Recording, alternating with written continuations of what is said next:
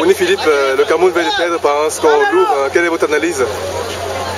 Enfin, déjà, j'ai un sentiment de déception, de désolation. On avait fondé beaucoup d'espoir en ces joueurs, en cette équipe après, notamment le match contre l'Allemagne, qui finalement se révèle avoir rendu un très mauvais service au Cameroun.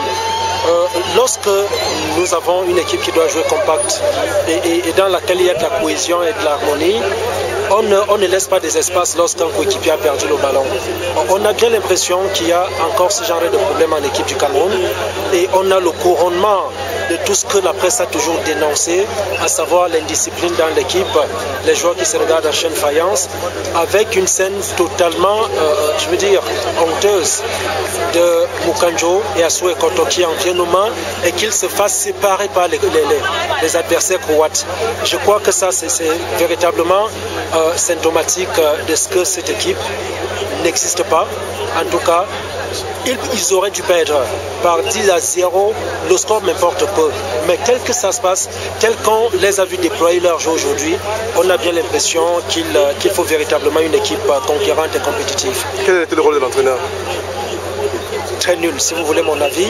L'entraîneur a été d'un bout à l'autre archi nul. Archi nul parce que vous ne pouvez pas avoir un joueur, moi je ne suis pas technicien et je m'abstiens de donner des avis dans l'aspect technique. Vous ne pouvez pas avoir un joueur comme Choupo-Moting qui est un bon porteur de ballon, qui crée le danger à chaque fois qu'il a le ballon et vous le reculez carrément en position de latéral gauche. Je n'ai jamais vu ça. Je n'ai jamais compris pourquoi le coach n'a pas voulu apporter des réajustements quand il s'est rendu compte que son attaque et son milieu de terrain étaient complètement asphyxiés.